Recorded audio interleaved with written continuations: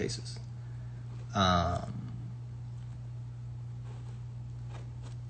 So the public health situation is very much so in dire straits. And as we go back, as some of you are going back to school, just a reminder to you that you shouldn't be there.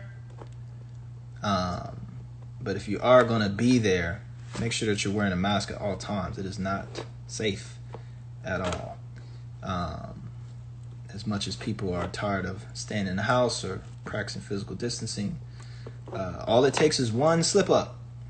Whole families are getting rocked by slip ups of one or two people thinking it's a game, not protecting themselves properly, coming back home, giving it to their grandparents, or giving it to their mom and their dad. So make sure that you're being very much so cognizant and careful of that as best as you can.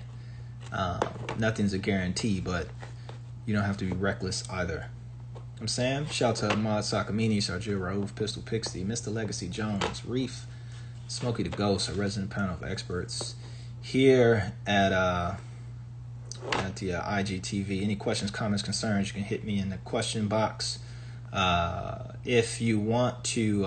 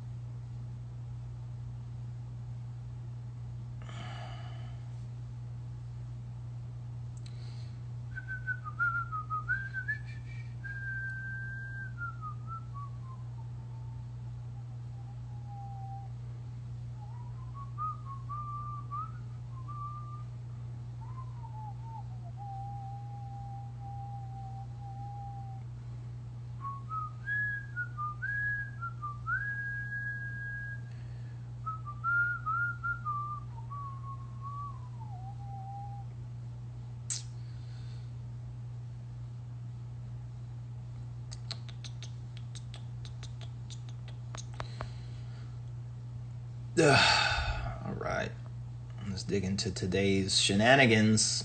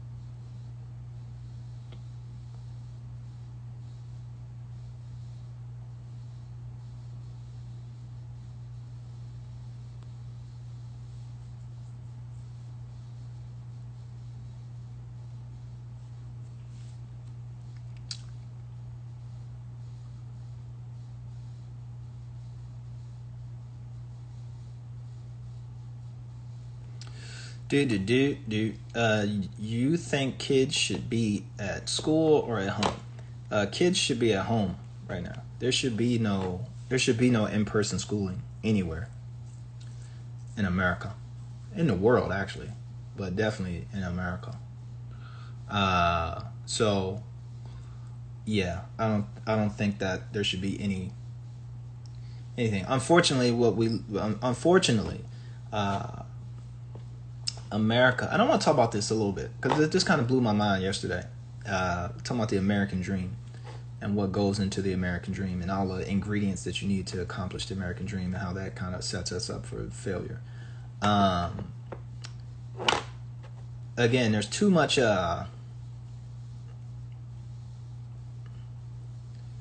America's great when there's no crisis, right? Because the consequences of individual freedom they're not going to be passed along to the next person in any kind of acute way.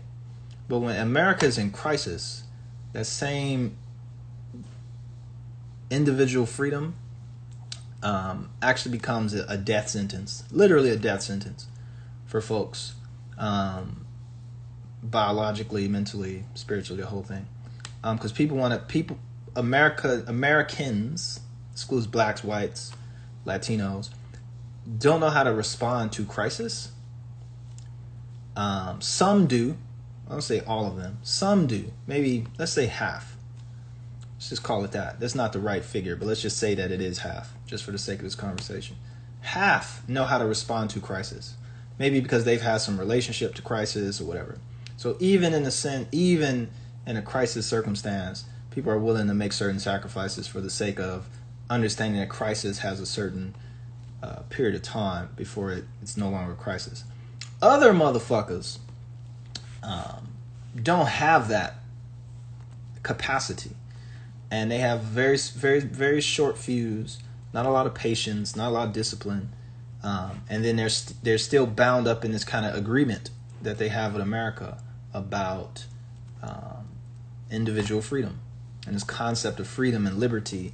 And some people think that freedom means to do whatever the fuck I want. And I mean, it kind of is that, but when you're by yourself, you can do whatever the fuck you want, right?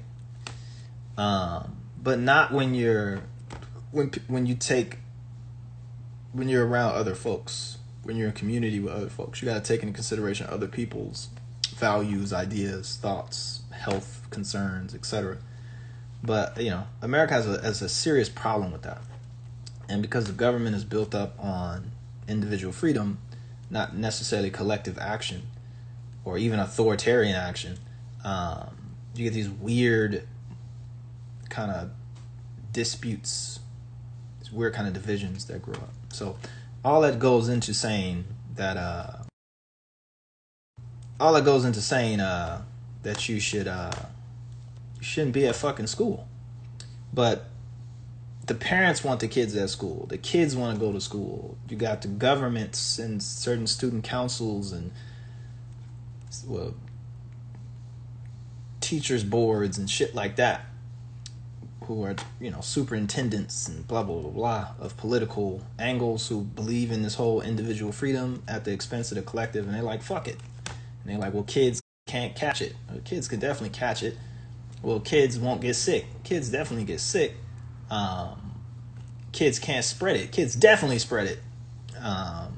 And then they spread it to people who can get sick and can die. So it's just that weird, like, I don't know, people are like pretending like kids don't go home or some shit, or like, it's just very, very stupid. But such is the life. So no, I don't think kids. I think college kids want to go back to school so they can smoke and fuck. That's what I really believe that it is. Like, they're not trying to go to school to go back to school, right? Like, do you see jobs? Do you see people? Have you seen the unemployment shit? Like, you think you finna go to school right now and graduate and get a fucking job? I think they just filed another 1 million applications for unemployment. Like, that don't make no sense. Like, you just be honest. Like, you trying to go to school so you can do drugs and fuck. That's what I boiled it down to, because nothing else makes sense. And your parents want you to go to school so they can do drugs and fuck. It's this whole, like, I need to get them out the house so we can go back to chaining each other to the fucking bed or some shit like that. Like, that's part of the equation.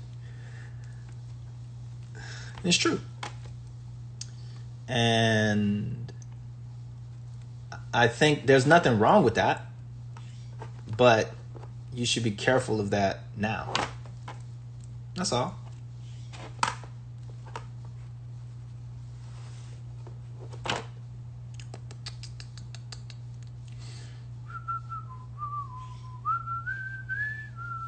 What do you think of Joe Budden's Spotify situation? Ha ha! That's what I feel about it. Joe's kind of ruthless, so I guess I can be ruthless too. It's funny how he shitted all on what's his face, and now it's like Spotify giving that nigga the nigger treatment, and it's like, yo, this fucked up. It's like, bro, it's been fucked up. I've been telling people Spotify is funky. Do you hear how the CEO talks to artists? He doesn't care whether it's music or podcasts or he don't give a fuck what it is, cooking channels, whatever he needs to upload onto his platform is what he's gonna do. And dude's proven himself to be a ruthless fucking businessman. And I'm just like, I'm with it. But at the same time too, man, you gotta be careful. Gotta be careful. It's not always what the fuck you think it is. And it's cool when you're on top. But then when another motherfucker come and he on top of you, then the dynamics change. You start to realize, like, nigga, you still a nigga. Right? But y'all know I love Joe. That's my man. But at the same time too, it's like, bro, you telling me, I told you about the music business, you told me not to complain, start complaining, nigga. Get the shit, get this, move on, do the shit and keep it moving. Bitching about it ain't finna do nothing.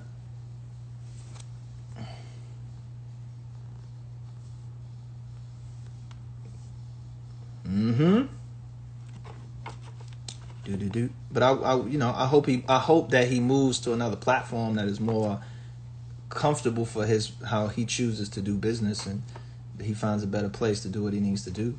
Or I hope that brings Spotify back to the table and they can come up with whatever deal they need to come up with to satisfy, because Joe actually puts on a great show. It's a great service. It's a great podcast. And I think if he feels underappreciated and he voices his opinion and you guys get behind him, then maybe Spotify will, give him the circumstances in which he's looking for. But I don't care about that shit. The niggas is niggas. C Blue, shout out to IT.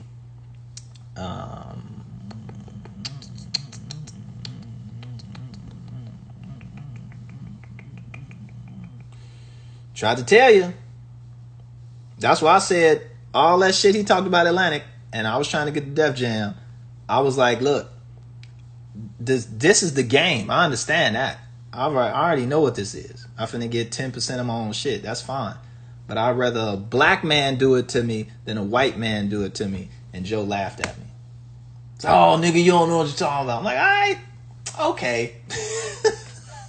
All right. All right. Do.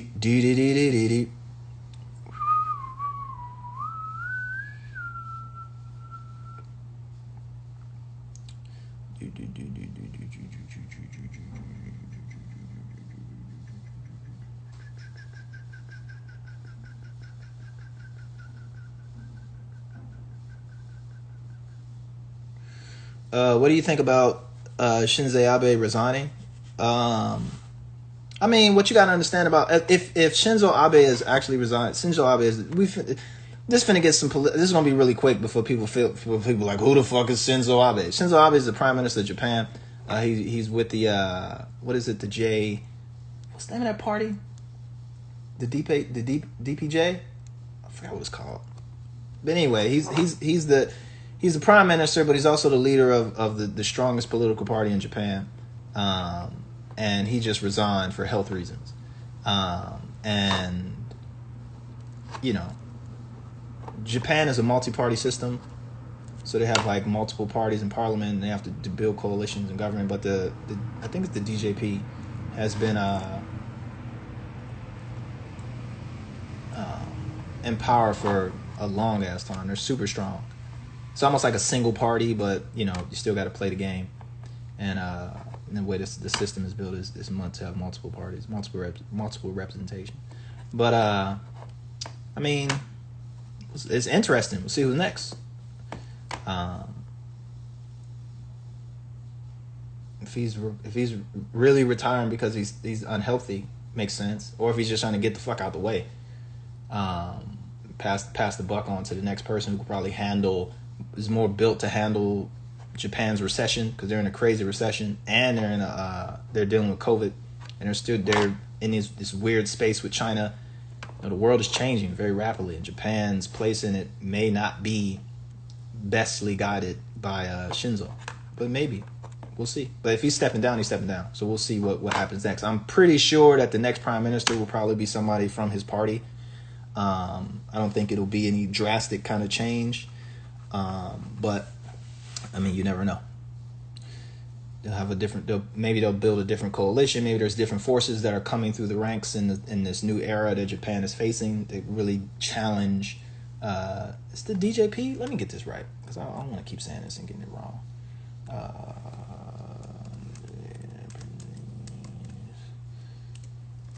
Political party.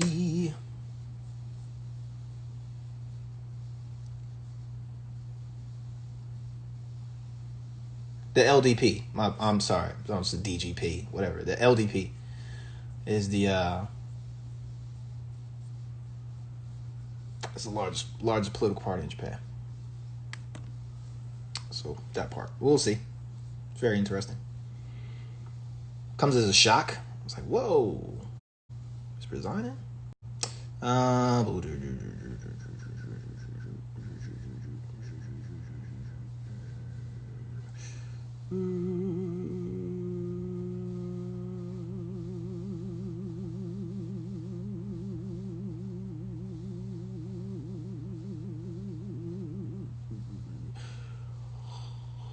Where's that dude who wanted to debate?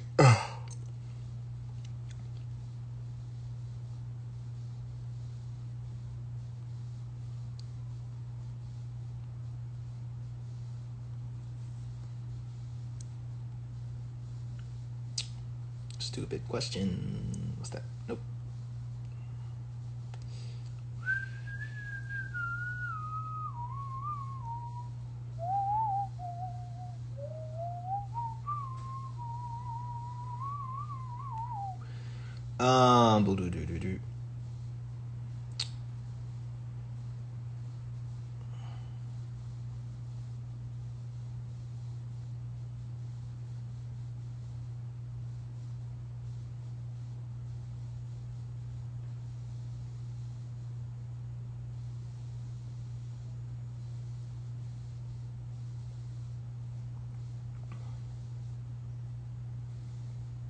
Oh, he resigned twice. He resigned twice for the same reason.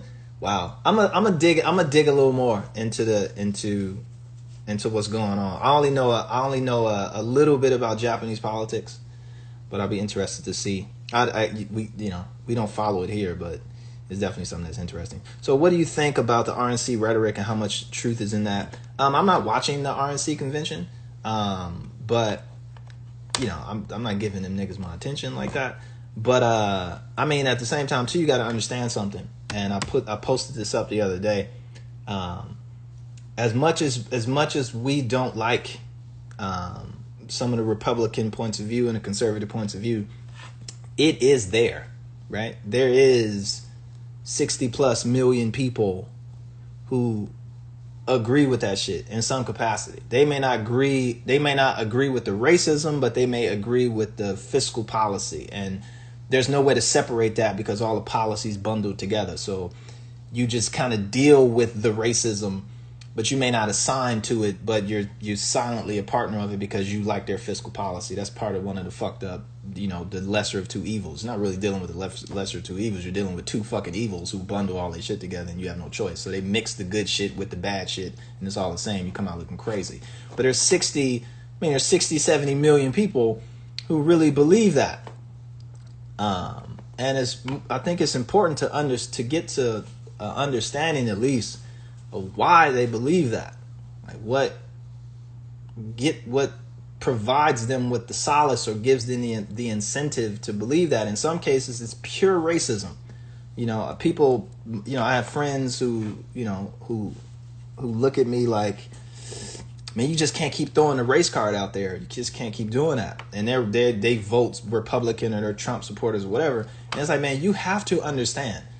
Like, as much as we wanted to, like, you have to come to terms with that the current Republican Party, which used to be the Democratic Party before the Great Flip, was built on racism, right? It was built on segregation and niggas ain't as good as whites and less narrowly interpret these Supreme Court decisions. Let's pass all these fucked up laws. Let's do all this trickery with the gerrymandering and congressional districts and all this other shit and tit for tat.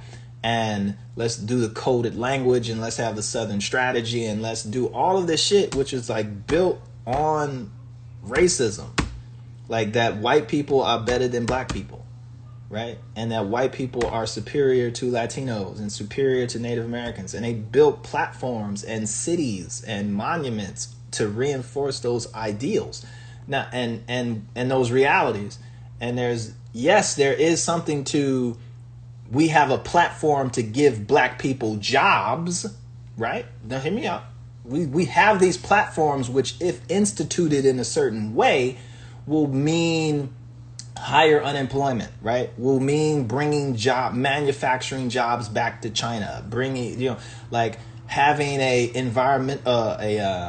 energy program that will bring money back into America that will, give you higher wages and this, that, and the third, but at a cost, right? One of those costs being racism. Like it's going to be imbalanced in how it's going to be meted out. You have more white people in this country than you have black people, so white people are going to benefit greater from it because there's going to be more white people signing up to do the shit. And the only way you're going to have kind of like a equal, equitable share in the profits of these policies that bring these jobs back or whatever the fuck it is, you're going to have to instill some type of quota or some type of affirmative action or some type of, like what the video that I put up yesterday, of allowing people to cut into the line. Not everyone, but some to cut into the line, right? Because if you just left it straight numbers, black people, Latinos wouldn't get shit, right? But the cost of that, outside of race, outside of whatever, however you feel racially, however you feel, accepted, whatever it is, whatever your race point of view, whether you're white, black, whatever, those programs also fuck up the environment. Like they poison the groundwater. Like if a hurricane hits, it blows up the fucking oil shit and dumps all the shit into the water, kills all the shrimp, kills all of the fish, the whole shit. Like those policies and those programs that people put into play, destroy the planet. And there's that part. Like Republicans don't really give a fuck about the environment, right? And it's kind of like, ooh, but you'll get a job. You know what I'm saying? Like you'll get a job, but the world will be fucked up at the expense of you getting a job, right? In order for you to really actually partake in getting that job that any Republican administration would bring into the play, you're going to have to deal with the white side of the Republican Party is going to have to deal with, we need to make it fair for at least some of these niggas to get some of these jobs, right? Because there's still a powerful voting bloc in certain situations. And we need to have a certain, at least some access if we need it to that. Or at least, make sure that we have some type of majority where we can beat back the niggas when they spin out and go to the Democratic Party. And then we need to make sure that we're able to fuck up their voting, right? And so it's a lot of shit that they're going to have to do. And then a lot of shit that the white folks on the side of the Republican Party are going to have to deal with in terms of the Republicans trying to make it fair for niggas is going to make the white folks like, but we don't fuck with niggas. There's a great... There's some wild shit that was happening back in the day where it was revealed that people didn't care. They would take a L on a business standpoint, an education standpoint. Like white people would vote to take an L, to take an environmental L, just to make sure that niggas don't get a W.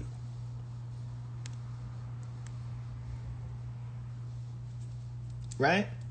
And why is it only Democrats making everything about race? This is what I want. I want somebody who disagrees with this so we can have a nice discussion so we can kind of explain this out. because I feel like I'm just talking to myself, and I don't want to talk to people that agree with me. I would like to talk to people that don't agree with me, so we can get to a point of view. And what folks from the Republican side of the party is, you don't need to talk about race because race is the foundation of your party. So it puts Democrats in a position to highlight race simply because you're not talking about race, because you don't have to. So it slips.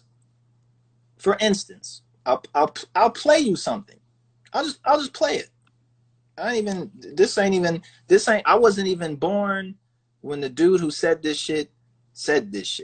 And this is from some of the leaders and the people who constructed the modern Republican Party. Okay, give me like 2 seconds to find this.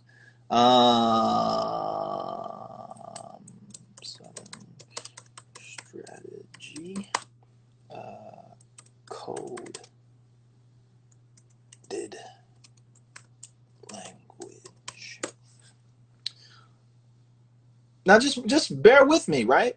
Just bear with me, okay? Just bear with me. This isn't me. This isn't something that actually, yes, I was not born because this happened in 1981. Now bear with me, Republicans, okay? I didn't ask for this, right? This is me just stumbling through, and you find it, right? And you're like, oh shit, that's what y'all really been on? Like, I didn't even know that was the case. Watch this. You tell me if this is true or not, right? Or if this dude is lying, right? Or if I'm lying, or if I'm overthinking this, or maybe I'm brainwashed by the Democratic Party, etc. But just watch this. Watch this. Everybody chill out. I just want y'all to watch this. Okay?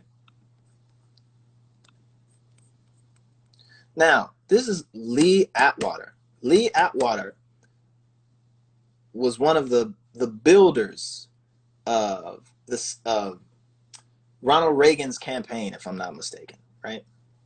And I just want you to listen to what the fuck he said. Now, I don't have an opinion on this. I'm letting him lead me. Like, this is what the fuck he said. This isn't my interpretation of it, so I'm just going off of what he says. I'm not going off of what I think he says. I'm just taking that what he says is fact. A major builder of the modern Republican Party. And this is what the fuck he said. So hold on, give me 2 seconds. Sorry.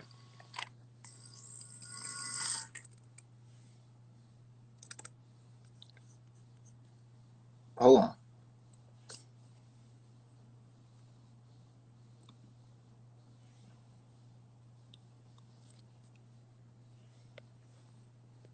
Here's how I would approach that issue as a statistician, or no, as a psychologist, which I'm not. Is how abstract. Hold up. The speakers are busted on my fucking thing. The speakers are busted. You gotta put it on through the headphones. Hold on there. Now, this is an interview that Lee Atwater gave. Okay? Here's how I would approach that issue as a statistician or a political science, or no, as a psychologist, which I'm not, is how abstract you handle the race thing. In other words, you start out, and now y'all want to quote me on this. You start out in 1954 by saying nigger, nigger, nigger.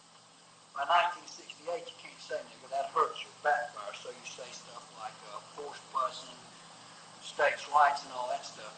And you get so abstract now, you're talking about cutting taxes, and all of these things you're talking about are totally economic things, and the byproduct of them is blacks get hurt worse than whites. And subconsciously, maybe that is part of it. I'm not saying that, but I'm saying that if it is getting that abstract and that coded, that we're doing away with the racial problem one way or the other. You follow me? Because obviously sitting around saying we want to cut taxes, we want to cut this, and we want is much more abstract than even the busing thing. And a hell of a lot more abstract than nigger, you know. So any way you look at it, race is coming on the back burner. Right? I mean, what do you want? What would you want? A black person hears this. How would you want them to react to that? Would you want them to just like ignore it? Right? No, I don't want to summarize it. I don't want to summarize it because people will say if you summarize what he said, basically what you're saying is you're putting words or interpretations into his mouth, right? So people have heard the shit out of this. If you want to look, if you can't really hear it and you want to hear it for yourself, it's Lee Atwater's infamous 1981 interview on the Southern Strategy.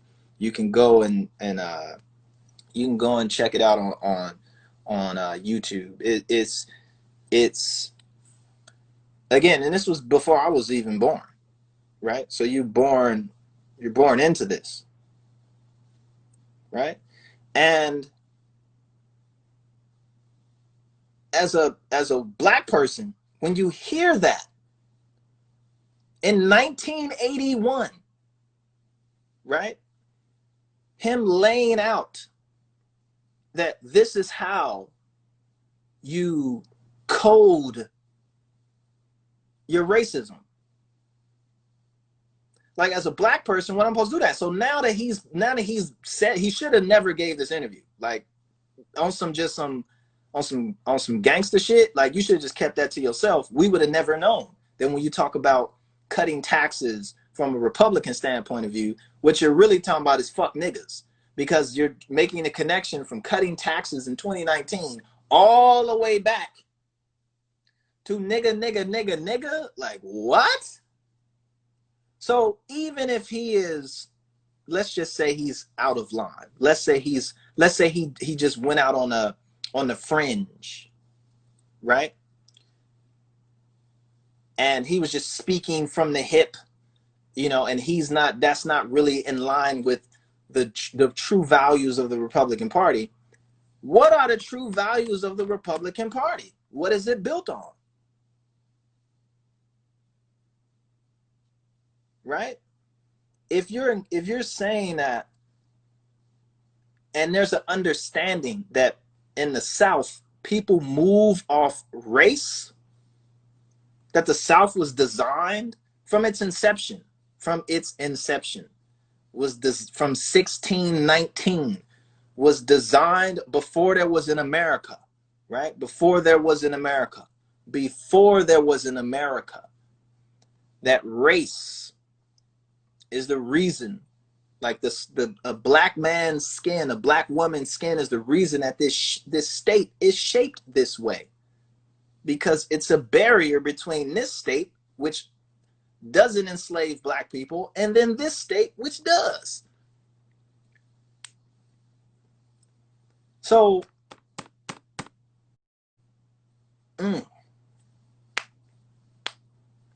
and I haven't seen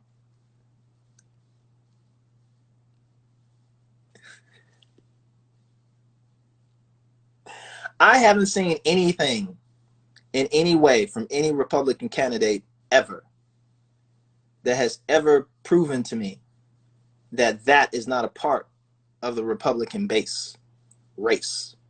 Not race from a Democratic standpoint where we're trying to put all these races together and get everybody to live equitably, but race in the sense where white people are better than black people.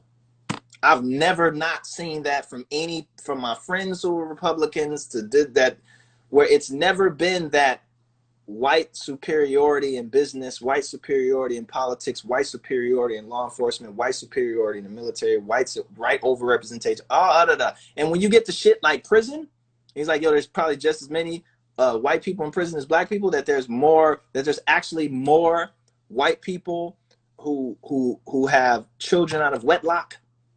Right? There's more single parent white families than there is actually black families, because there's way more fucking white people than there are black people. So the people focus on the percentages and not the actual real numbers of shit. And the same, but when it comes to situations like that, it's always disparaged to black folks. They never put themselves in the equation of how fucked up they are. Like that, yes, niggas sell dope to white people.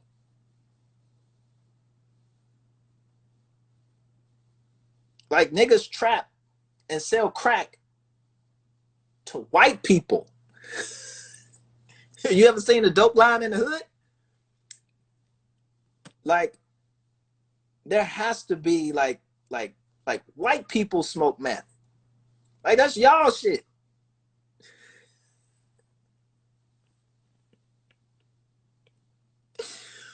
But you never hear about that shit. Who's shooting up mad people? White people. Like y'all in mass kill more mother dude, shot 5. Dude, it may take, no, don't get me wrong. It may take Chicago, let's say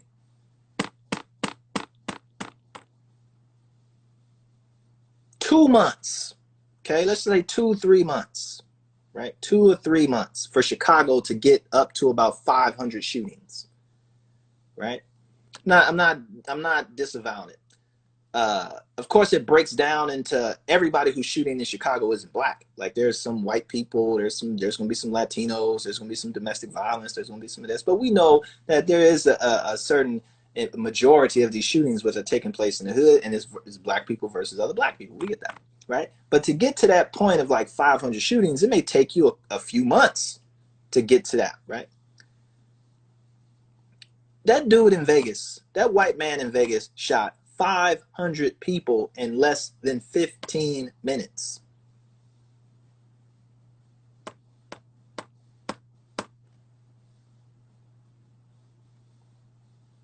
For no reason at all. I can rationalize a dude in Chicago saying like, man, these dudes are trying to kill me, so I'm going to get them first. And I went and got dude first. Now, I know it was wrong. I know dude had kids and a family and shit like that, but these niggas was trying to kill me and I was going to kill him first because it's either me or them. I can rationalize that. You still need to go to jail. It's still fucked up. But I can at least rationalize that. I cannot rationalize a white man going into a hotel room, knocking out the windows, and shooting 500 people in a concert for no reason. Was it racially motivated? He was white. They were white. It was a fucking country music festival. You know niggas down there. School shootings. Just go ahead and shoot this shit up. Go. The body counts, but those it's, and instead of the Republican Party realizing like, hey man, this gun shit is a problem, and really white people are more in danger of getting shot than probably black people are. So even to preserve white life, it would be behoove you to eliminate the Second Amendment or completely restrict it to a high degree just to save yourselves. Fuck us for y'all. Y'all, you got to worry about this motherfucker shooting 500 of y'all at a concert for no fucking reason. At least us, we can give you a reason. Like, yeah, you know, that motherfucker looked at me crazy and I got to give it to him. But this nigga just went up and just shot niggas for nothing. Like, I'm just go up here and just feel like killing a bunch of people today. I'm rich. I'm wealthy. I have nothing to worry about. These guns, I could have just sold. If I was broke, I could have just sold all these guns. I have at least $25,000 worth of guns and ammunition in this room. I could at least sell that and somebody will buy it. And I could, you know, that shit. You just did that shit for nothing. Fucking nothing. Right?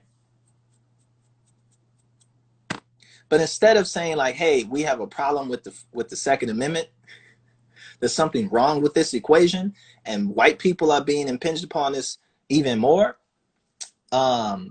Republicans are like, no, support the NRA. Second Amendment rights. Let's start a militia. Put more guns in the streets. And that's some Republican shit. Democrats ain't about that shit.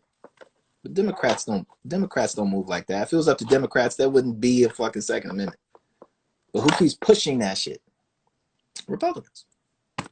So I personally believe that as much as Republican fiscal policy may have a certain quality and of reality and common sense to it, yeah, you don't want people just living off the government. No, you don't want that, right? You don't want people just, you know, being lazy, collecting a check. I'm with you. I don't give motherfuckers nothing, right? I barely give shit to the homeless. I'm like, bruh, are those Jordans, my nigga? Nah, I'm out. I'm out. Come on, man. Let me go and get $10, man. Let me go and get that about you, man. Do you see this old lady digging through the motherfucking garbage can and getting cans? I'd rather give her this motherfucking money than give it to you, my nigga. Come on, man. You know it ain't even about that, like you that, you that. Just fuck out my face. So I'm with you on that. But at the same time, too, you cannot. At the same time, too, you cannot make it extraordinarily hard for that person on the other side to get the job in the first place. So you create circumstances where the people can't get the jobs because of their race, and then you turn around and try and make it as difficult as possible for them to get welfare that they wouldn't need if they were able to just give access to the jobs in the first place. And Republicans do this shoot themselves in the foot bullshit all the time. They do it all the time. Right? How you gonna complain about people living off the welfare state, but then you want to make it extremely hard for niggas to get jobs? You get super upset when niggas get a quota, right? Look, if it was just based off the numbers, no black people would make it in here. If we want black people to get in here, we're gonna have to like set some slots aside for these people to come in and do this shit. Like it's not gonna work, right? You sue because of that. You'll sue niggas because of that. That's not fair. I should have got in too. Like that's fucked up. Like nigga, you already in. We just trying to get more people in so we can get these niggas off of welfare. But we can't do that if all the doctors are white and all the lawyers are white. And all people work at the factory are white and all the management's white and all the fucking things like all the professors are white. Like what the fuck are you talking about? And it's those kind of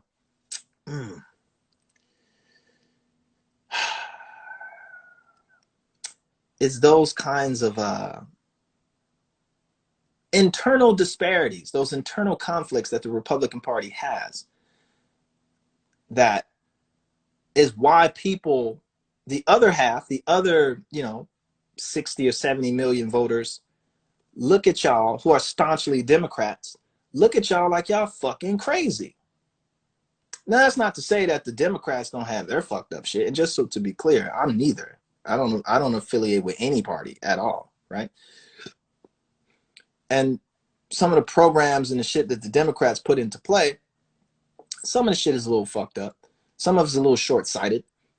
Some of it is trying to cater to the median swing conservative type person, and they'll implement policies to cater to this motherfucker for the short term and fuck their constituency over for the long term.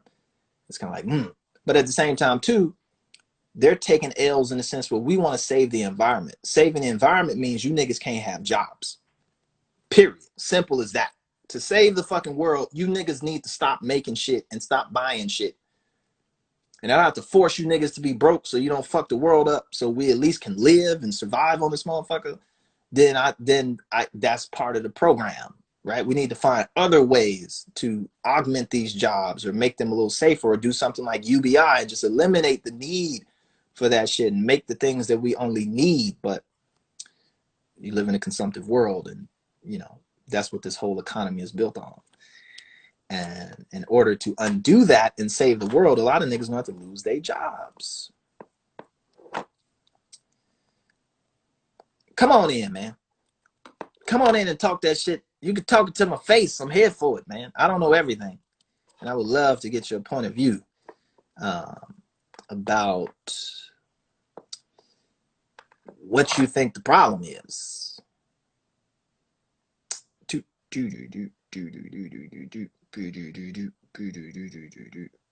Somebody asks, who's most trustworthy, Democrats or Republicans?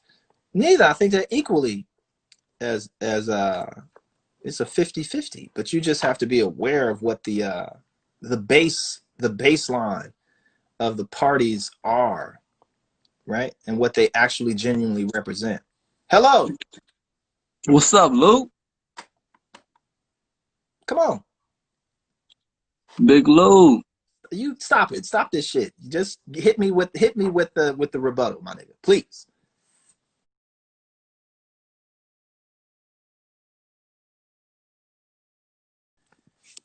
I mean, all I'm saying is you saying the same.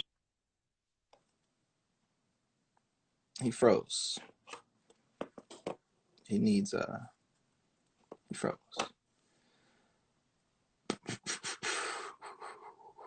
He froze. Did he freeze for y'all too? Soon as, oh, okay, you back. You froze up for a minute. I heard nothing that you said. Cause soon as you said the same, you froze for like 30 seconds. Well, basically, the same shit you saying is the same shit I see on mainstream news, mainstream media, Like what? and like just the things that you're saying about the shooters and the mass shootings and white. I mean, I feel like the same shit is true, but I feel like anything that's on the news, you already got to take it with a pinch of salt, man. Like you can't be on mainstream media like that taking it for the truth, because they're pushing their same agendas too. I mean, whatever's going to benefit them. What are they pushing? What's the mainstream media's agenda? I can't even tell you what it is exactly, but I can tell you that it's not 100% true whatever they are saying. So you can't go off of that as facts. Okay, so you want me to believe who then? Because if you're telling me that you don't even know what the mainstream media's agenda You is, got to do your own homework. how do you do that? Research, bro. Like you got to look at how the government moves and what they've done in past. History will show us how they move and how they act. Like for instance, here's a good example. Hold on. Before we get into example, I want to get into that, but I want to know first. Let's compare where you do your research and where I do. We're all on the same page because you're assuming that I watch the news. First of all, I don't even have terrestrial television. Okay. Right. So yeah, you're right. That's an assumption. I'm just saying that's the same shit I hear on the news is what I'm trying to say. Okay. So where do you do your research? I'll tell you where I do my research. I mean, I go through a lot of libraries and the newspapers alone. That's like my main source of research, and just doing history research. That's most of the research I do. And then I kind of line that up with things that are happening currently, and it kind of lines up too well. So that's my own research or whatever. I'm not saying they're facts, but I know that just a little bit will start making things seem more of what they are than what they're not, as far as what the news is portraying or what mass media is portraying compared to what the truth is. And my example was going to be Martin Luther King. Hold on. Rest in peace. Hold on, wait. We're going to get to examples. So I do my research. I actually like every Ivy League school has an online program. So I just go to school every day.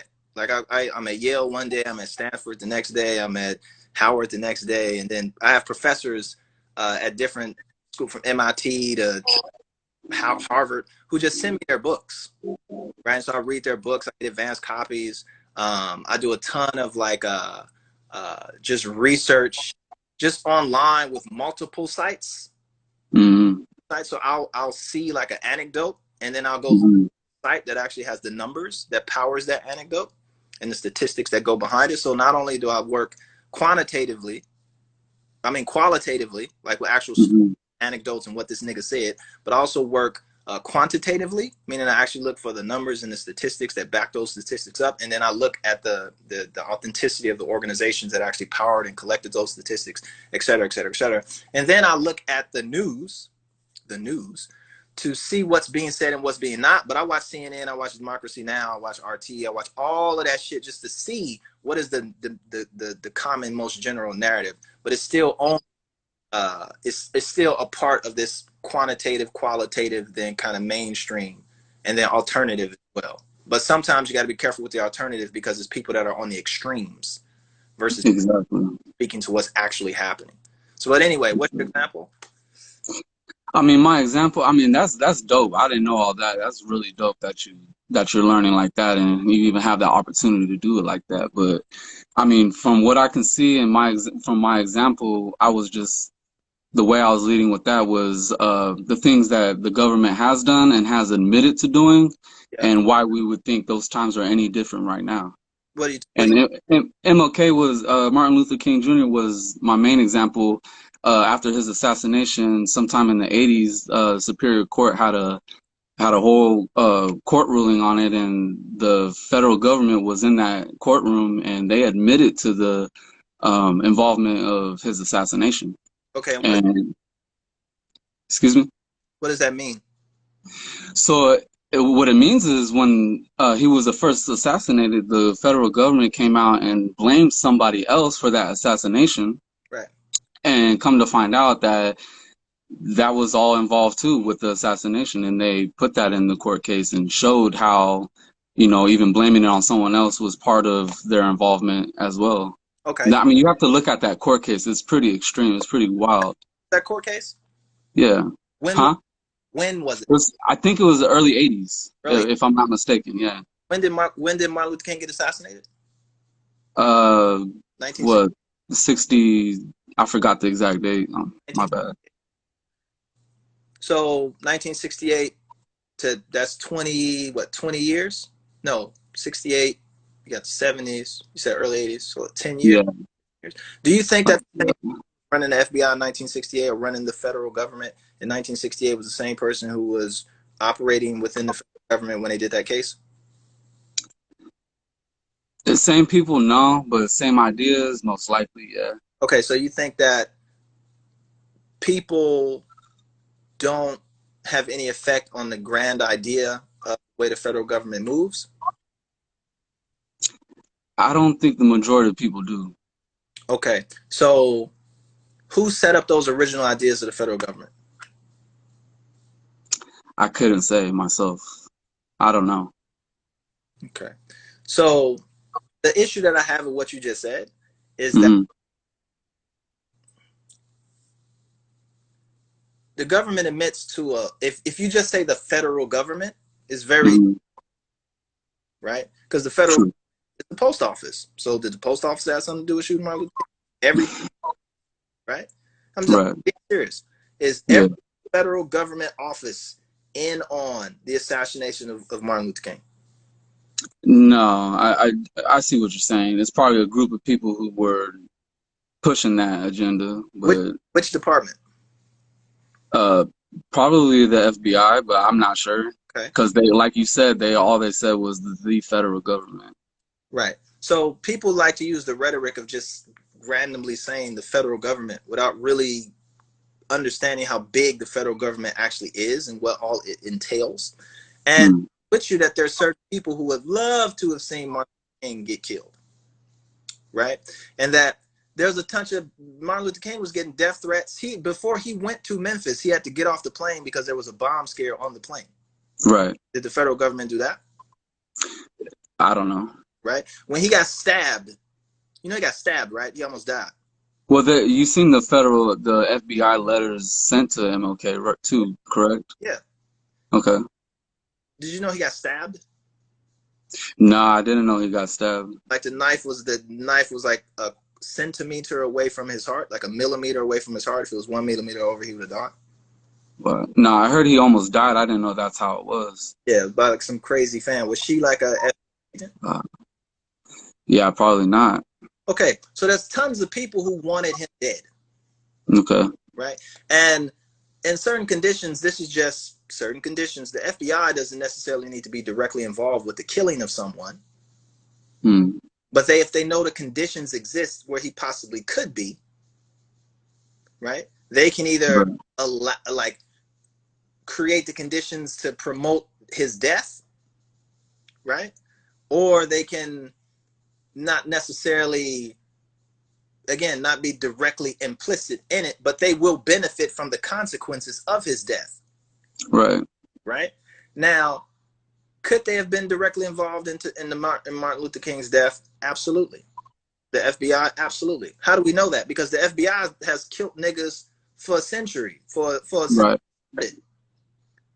Not just niggas, mobsters, communists, and anybody that went against the status quo of the FBI at that time, right, was targeted. right? And there's tons of movie actors and different folks who were brought down by the FBI and all kinds of shit, right?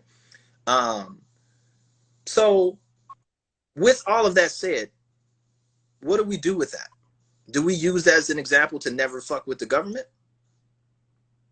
I do. I mean, I don't know. That's just my trust issues, though. I mean, with the government. Okay, but what does that mean, though? So that means you don't use the post office? I do because I get letters, yeah.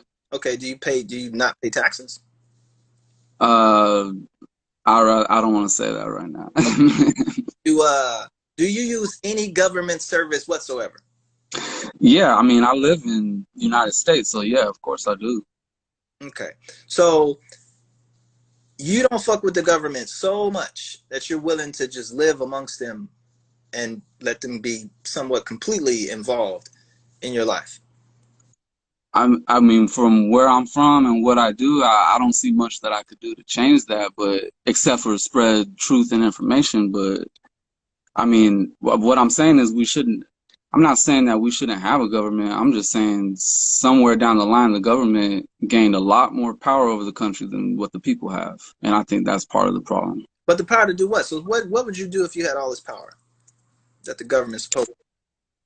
I wouldn't want all that power, honestly, to be truthful. Yeah, but what would you do with it? I don't know. Probably consult with some world leaders. I don't know, to be honest. What would you do with it? All right. Why should you trust the media? I mean, I guess it's our only source, right? No, actually it's not. But why shouldn't we trust the media? Just because of history, how we know that his media has been manipulated to push certain. I mean, TV was invented strictly for propaganda. So I mean, that alone just kind of tells you something. I mean, it tells me something. I don't know. I don't know if TV was specifically invented. The guy who invented TV it was invented in California. I don't know if he actually invented it for the sake of just promoting propaganda. I actually think one of the first shows that the television ever produced. Actually, it was very limited. You had to have a receiver and a bunch of other shit to even pick up the signal of television. Period. And I think broadcast. I think was like a Shakespeare play or some shit like that. So it definitely wasn't like government propaganda. I mean, what I read was Germany was involved with the invention of the original television, and that's what their purpose was. I mean, it might have been, but maybe the Nazi Party, but maybe not Germany. Right. But at the end of the day, is the news lying to us? I mean, I would say it's like anything you see on the news. I would say it's probably 20 to 30% true, and then the rest is story and for ratings and views. So what should we do? Should we not watch the news at all? No, I think what's happening in the world right now is dope. Everyone's videotaping everything, and that alone has spread so much truth. I mean, just all these police killings alone, like without videotaping and doing your own coverage, the story wouldn't be out there like that. What if the videotaping actually helped the police's case? That does happen too. Can't say it doesn't. It's just the same reason why cops have dash cams and body cams, but they choose to turn it off at certain moments. Yeah, and sometimes they don't, though, right? And sometimes they don't. They forget. Sometimes they leave it on. Mm-hmm. And it actually helps their case. And it helps their case. Yeah, true. Because if there was no footage of the dude in Atlanta, right, we'd have never known to beat the shit out them cops before they shot him. That's true. Right. So what I'm trying to get at, I guess, is if we can't trust the news, but we should trust the news, we can't trust the federal government, but we should live within the federal government. They shouldn't have all that power, but I don't know what I would do if I had all that power. Like, it feels like we're just in this weird back and forth, never ending cycle. You're right. That's true. It does feel like that. If we're in that position, should we be making decisions? Probably not. At least not sound decisions. I mean, we can make decisions according to what our opinions are and what we think is best, and we can voice that, but I'm not saying anybody should have that power. Do you think we should? Do you think you should do something if you don't have all the facts? No, I think it's important to get your facts straight before you make a move, and even that sometimes ain't enough because you thinking that you got all the facts. Sometimes it ain't all the facts. You still got to look for more. How long should it take for you to get all the facts? I have no idea. I don't think that it has any real time frame on it. So what if Um, what if it's years? Are you willing it could be. to get all the facts before you do something? I guess it depends on the situation. If something calls for immediate attention, or if you could take your time with that. Police shot a guy. You seen the thing on Instagram, and you went out and protest in the middle of a pandemic. I didn't. But I'm saying that's the situation. Oh, well, yeah, that's what's happening. Yeah, Do you think you see a lot of that. do you think that's wise? I don't think that's wise. Why? I don't think that's wise because you can get a snowball effect in the wrong direction, is what I'm thinking. Interesting. All right, that's all I got. Thank you for the Lupe, I just want to say I'm a big fan, man. I love all your shit. Your mixtapes is my real shit, man. Like all that first and 15 shit, man. Go hard. my man. Thank you. More to come. Oh, hell yeah. That's what's up, man. All right. Fahrenheit, man. Let's get it. Peace. Peace, dog. Do do do do do do do do do do do do.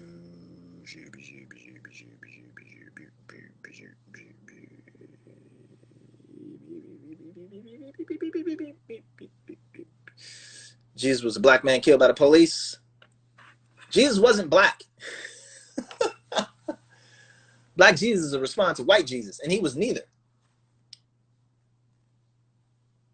Jesus wasn't real either. That part too. Like, come on, Lou, stop. It's Saturday. It's Friday. You gotta stop with the shenanigans and the controversy. Jesus existed, man. Stop it.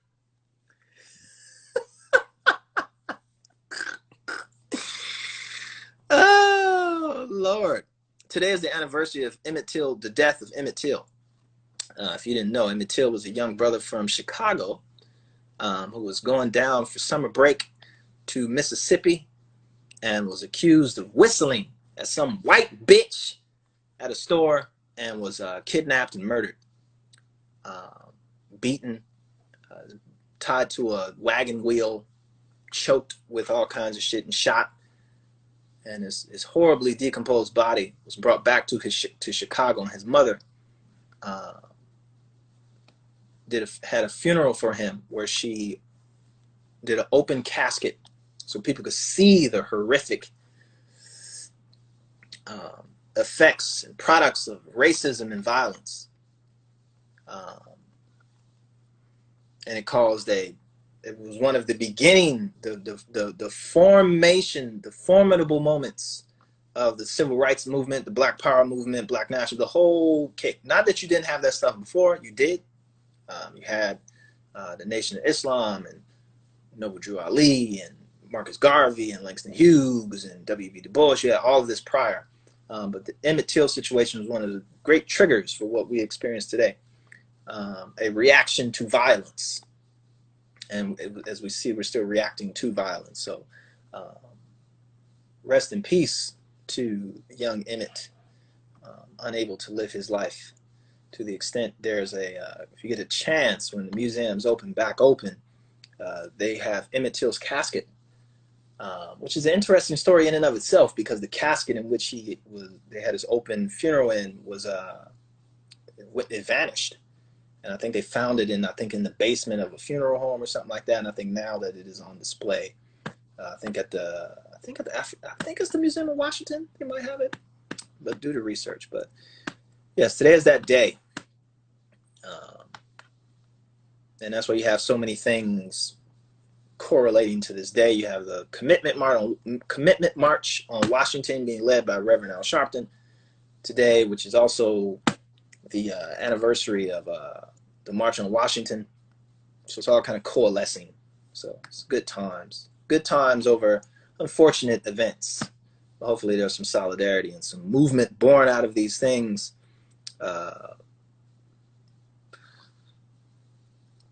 and people did not die in vain. Is that the Smithsonian? Yeah, Legacy Jones, Miss Legacy Jones. Now, check that out, Miss Legacy Jones. I don't know if you ever seen it's a little side story, but the story of like the casket itself and what it went through and where it was and how they eventually found it is pretty interesting. It might be tied to the Smithsonian Museum, but check it out.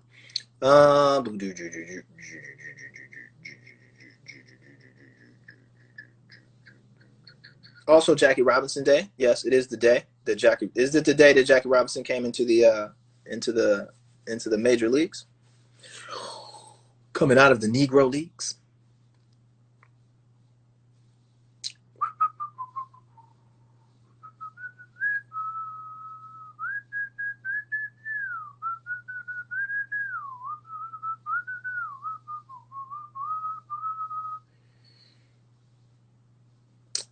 Don't make this a one-way convo. What are we talking about?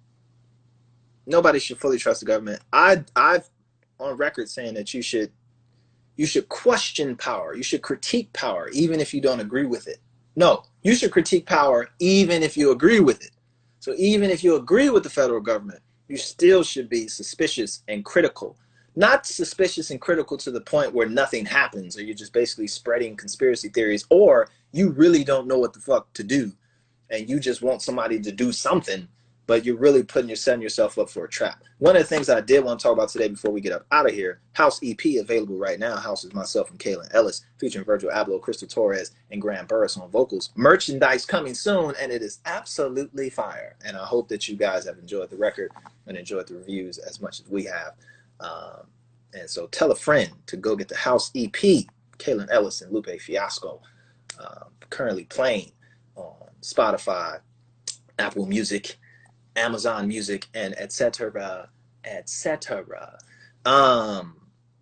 What's the other piece? Yes.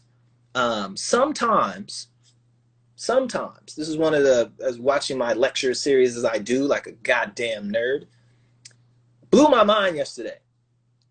And the professor was like, sometimes one of the problems is we like to put so much on the other side. One of the problems that we have, and it speaks to what the brother was just talking about earlier,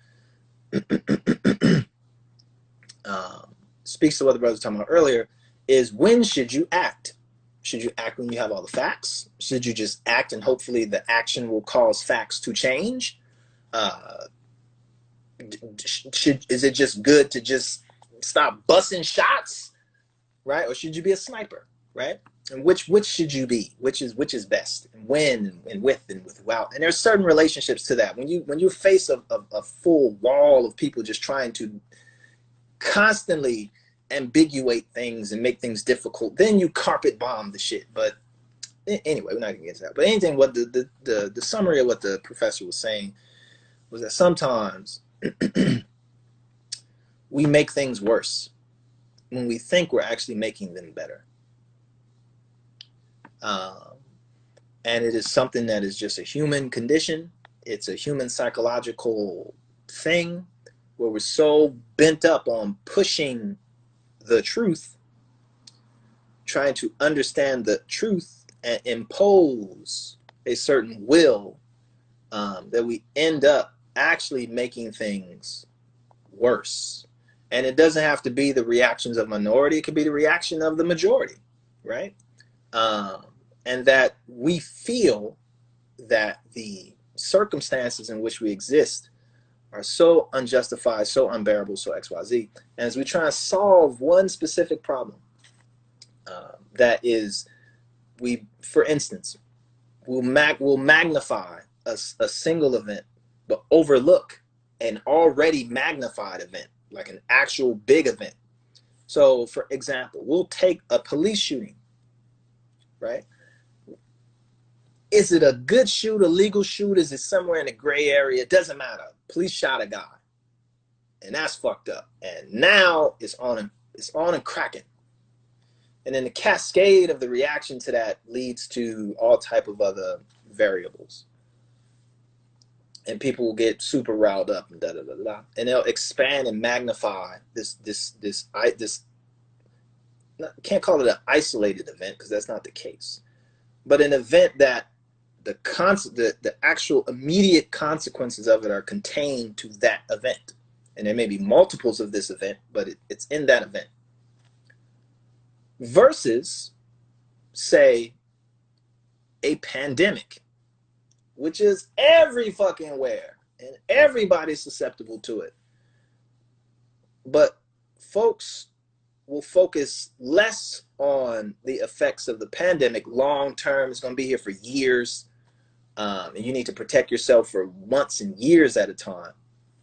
They'll say, fuck that. That don't even exist. You know, some people actually say that. That don't even exist. That shit's not even real. That shit's not even going to affect da da da da da da da da. Even as hundreds of thousands of people who would still be alive today are dead and continue to die. That will be pushed to the back burner. Like, nah, fuck that. Because what's really real is this point defines the entirety of the system. See, remember that case with Martin Luther King in the 80s? That defines that the entire federal government is just fucked up, right? Remember when fucking them dudes shot Malcolm X? That shit, that just shows you that everything that the Nation of Islam does is just fucked up and fucked it, right? Those isolated events, which we put so much energy into, versus these big grand macro things, which probably deserve a little bit more attention. With all that said, it becomes, as you focus on that singular problem and what it will require to try, maybe solve. I don't even know if you can solve this shit. I don't think you can. But to solve that one thing, the consequences and the cascade effect of that and the reaction and the response and the whole chain of events that are set in play, to do that will actually make the situation worse. It was just interesting. It blew my mind. He was specifically speaking about politics. He's modern politics. The things that we do make things worse. We try and better this situation, but it makes things worse, as opposed to letting things gradually grow into a sense we need it now. That sense of immediate gratification. I need to eat right now. I need to do this right now. I need to handle this shit right now. And you'll solve the moment, but it impacts the long term, right? I want to eat McDonald's right fucking now. I don't give a fuck how many days it takes off my life at the end of the piece, versus, you know, I just need to go home and cook something and maybe make something a little healthier and control the ingredients that are in. I don't want to put in all that. Fuck that, man. Just put the bitch in the microwave and let's eat type situations. I need to solve it right now. That human faculty plays out in our systems in a major way. And sometimes we think, and it's both sides. It's not just this side, it's the other side. You think that solving crime will solve the problem. As long as I block a bunch of niggas up, just like the sheriff in Wisconsin, his bitch nigga says, like, man, we need to just lock up these shoplifters and put them we need to put these dudes in jail for life. That way they don't go around and impregnate 10 women and, you know, and this motherfucker said this shit. And he thinks that that is going to solve the problem.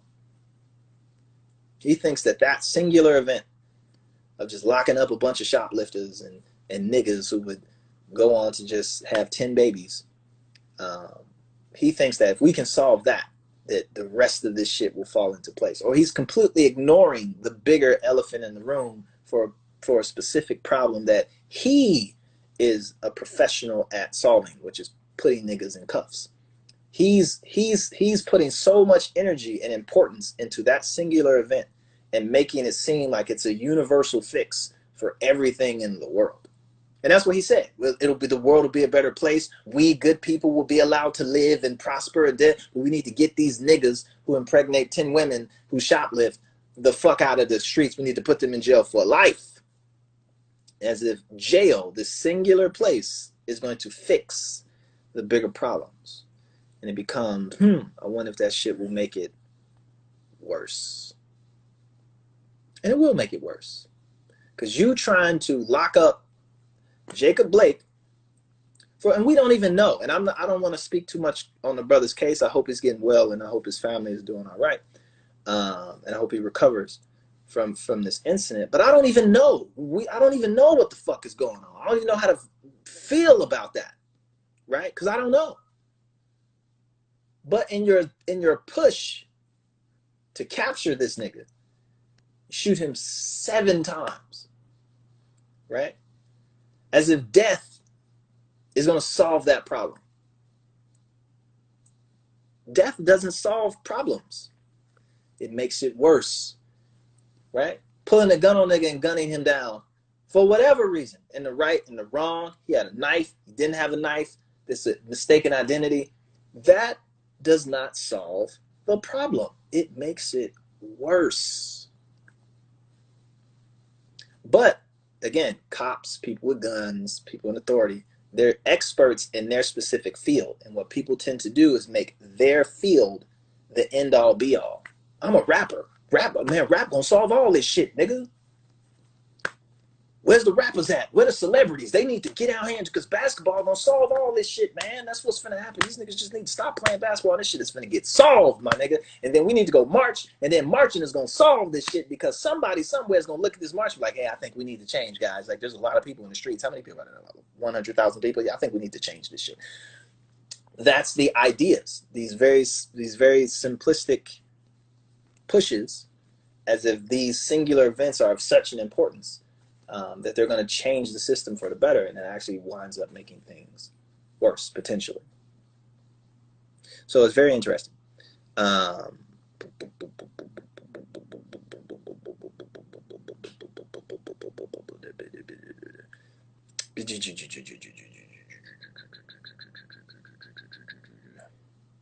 Yep, when you hammer, everything becomes a nail. Yep, yeah. Civil war may be the only answer. I see people saying that, like, we just need to start shooting and get to shooting and get some shooters and start shooting and just kill all the cops. Again, that's going to make things worse. It's not going to make things better. It's not going to, it's not going to change anything. It's just going to make it worse. And there's certain folks who want that. They want that to happen. Like those white folks, those white militias who feel that they're at the end of their rope. There's elements who want that. And unfortunately, a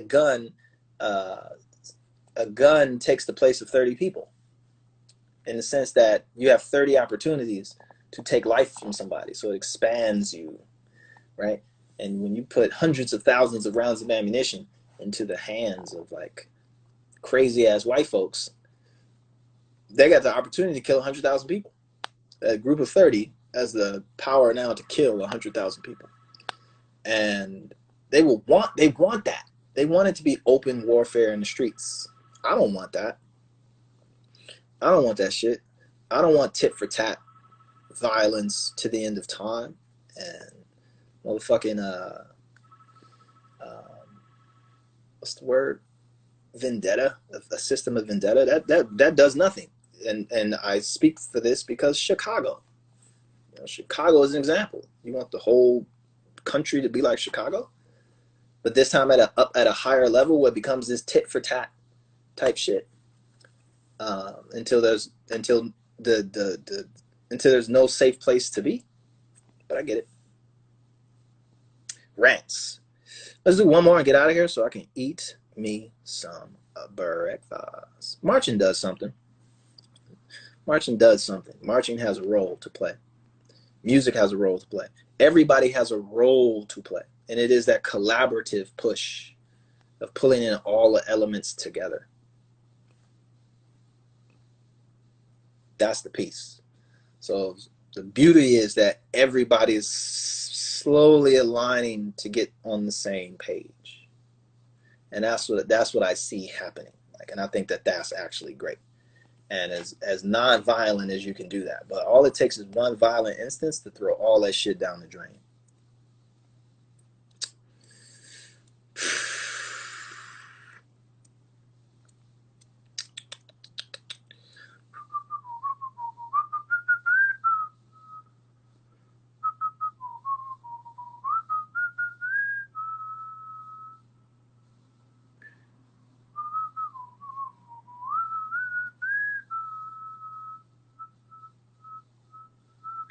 Do, do, do, do, do, do, do.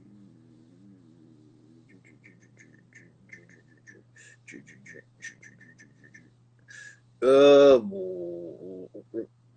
ah, as a black man, if I wanted to move to Japan, what area and steps would you recommend? First of all, um, there's a great channel that I think you should watch. It's a YouTube channel. It's called Black Experience in Japan. It's ran by a great brother. I think he's from Africa. And basically, what he's done over the past few years is he's gone around Japan and kind of found all of the black people that are living there, that are residents, that are new residents.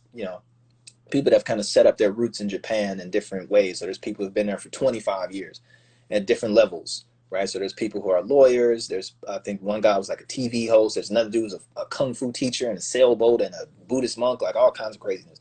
Um, and there's a range of kind of black folks um, living in Japan and living there, like going to be there. In addition to the folks that are there, like in the Okinawas, like people who kind of like military kind of spinoffs and just chose to stay there for whatever reason.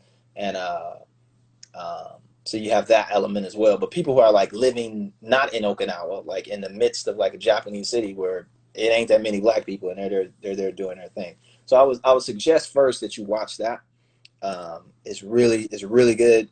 They do these very long interviews with the people that live there, and you get like this sense of what these people, what their story was, how they got to Japan, how they navigate through Japan, things that people should look out for, et cetera, et cetera, et cetera. And he also interviews Japanese people too, and gets their point of view of black people and what they think about black people, some of the myths and misconceptions, and also some of the things that some of the myths and misconceptions that you have coming into Japan, right? Some of the things that you kind of project into Japan that may not be as prolific as you think, or may be as prolific as you're underestimating how prolific it actually is and the effect and the force that it actually has. And there's subtleties in like language and how you need to rethink your thinking about certain things when you go into Japan. Certain things you just kind of got to let go, remembering that you're not in America, right? And you're not in Africa. You're not in these places. You're in Japan, and you need to live in Japan. You can't think about, I need to colonize this place and make it more comfortable for me. It's about you letting all that shit go and then just fully being engaged and investing in that society as it is. The importance of learning the language.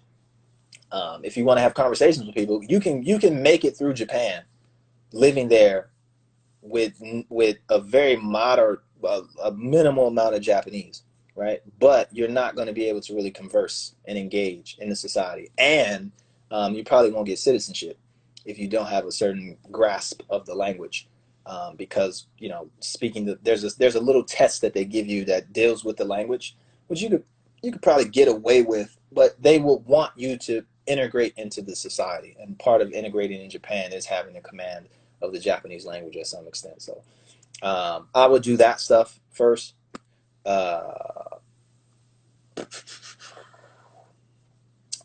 We know Africa not a country. God damn. What the fuck, man? Y'all need to chill. You do too much talking. We know Africa is not a country. Okay? God damn.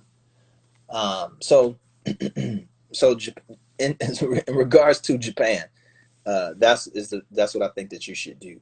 Um, yeah, yeah. So that part. Good luck and have fun.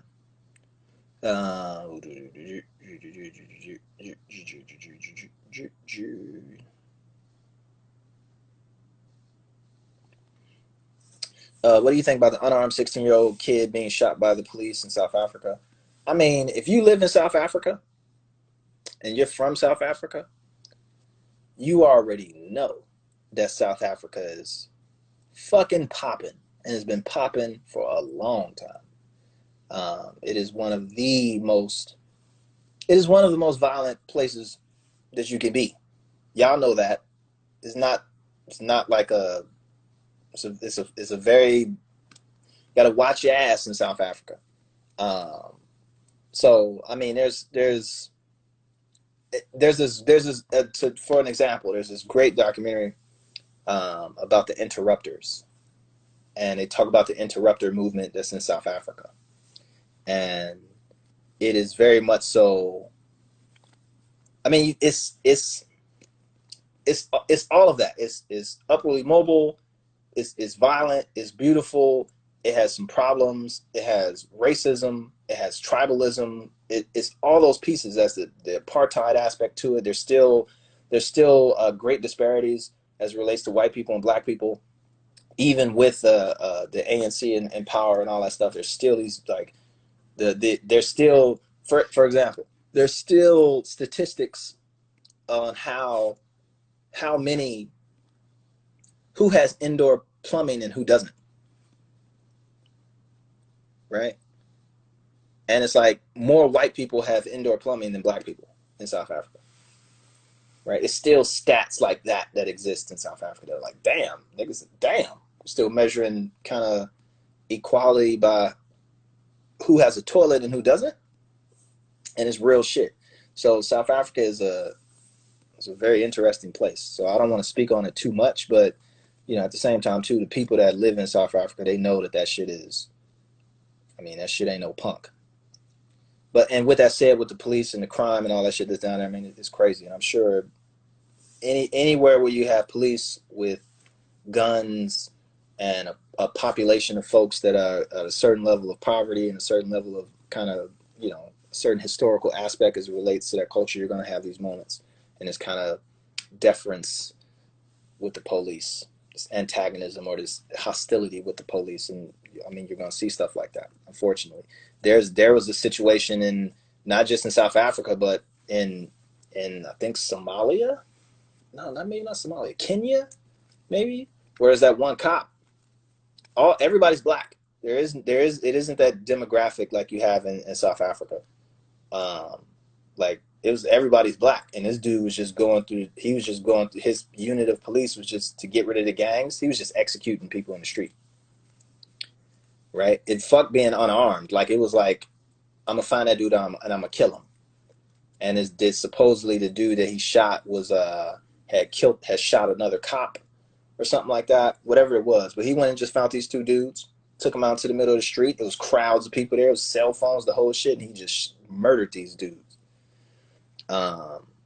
Same thing in the Philippines, yeah. Philippines police will pull up, blow a nigga's brains out, keep it pushing. So unfortunately, this thing about the police isn't something that's just specific to the U.S.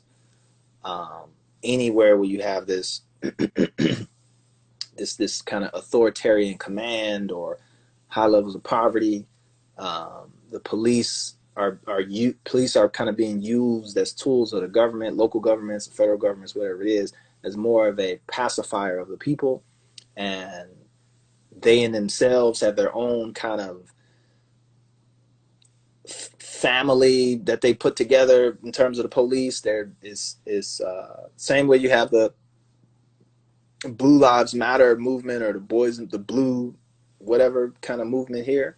You got that everywhere else too, and in certain cases it's way more violent, way more just imagine like you've seen a video of like a police officer just like walk into somebody's house and just shoot a dude on the couch. Not even on some like this is a traffic stop that went bad. This was a raid that went bad. This is a domestic violence call that went bad. Or this is like dude just walks into this dude's house or I walked into the wrong house, thought it was mine, and thought the dude was intruder. Like it's not like a mistaken identity thing or anything where like they got a case. Like no, I just went and shot this dude in the head. This is what the fuck it is. This is what I do. Dude says some funny shit to me in the street, or he said something to my sister, or he said something crazy, and I went and killed that motherfucker. That's what they be on. And like, yeah, now what? And ain't no protest, ain't none of that shit. Because they like, if any of you niggas protest, I'm killing y'all too. It's like, oh shit. Oh shit. Fuck. Well, excuse me. So anyway, that's it. Coronavirus is still a thing. Please make sure that you're practicing physical distancing. Make sure that you wear a mask, covers the mouth and the nose. Condolences to the folks who've passed during this time. If you're sick, hope you're on a road to recovery and feeling better. Um, Condolences, blah, blah, blah. Coronavirus is still a thing. Make sure that you're practicing physical distancing. Wear a mask that covers the mouth and the nose. Condolences to the folks who've passed during this time. Our prayers are with you and your family. If you're sick, hope you're on a road to recovery and feeling better. Um, Unfortunately, there's a lot of people with coronavirus. Fortunately, there's a lot of people who have experienced coronavirus and came out the other side of it and understand how it works, how it makes you feel, and the things that make it feel better. So if you have coronavirus or if you've experienced the ill effects of it and you've done some things in your process to help you feel better or assuage some of the symptoms or whatever, please share your story as much as you can to let other folks who are dealing with coronavirus or will potentially be dealing with coronavirus things that they could prepare for, look out for, stockpile, whatever the situation may be. I know there's going to be some backlash with me talking about fucking Joe Budden, but let me just be clear before we get up out of here. I fuck with Joe a lot, but Joe's a big boy. He's a rough motherfucker who has no problem shitting on people. And giving his opinion. He says it. He's not sensitive. He's not this. He's not that. So he can take it. He can take Lupe Fiasco telling this nigga like, stop bitching, nigga. Just find another platform to put shit out. You know what I'm saying? We've been talking about this shit for years. You tell artists to stop bitching and stop moaning about the labels, and now you right back getting fucked over by Spotify, nigga. We all in the same boat, my G. But much success to him, and I hope that actually they can reconcile. So he has the biggest channel on earth to push his shit out, et cetera, et cetera, et cetera. But, you dish it out, nigga, you can take it. You know what I'm saying? Now that I mean, Jersey, nigga. House CP featuring myself and Kayla Ellis. Featuring Virgil Abloh, Crystal Torres, and Graham Burris is available right now on that Spotify. Bam! So, peace.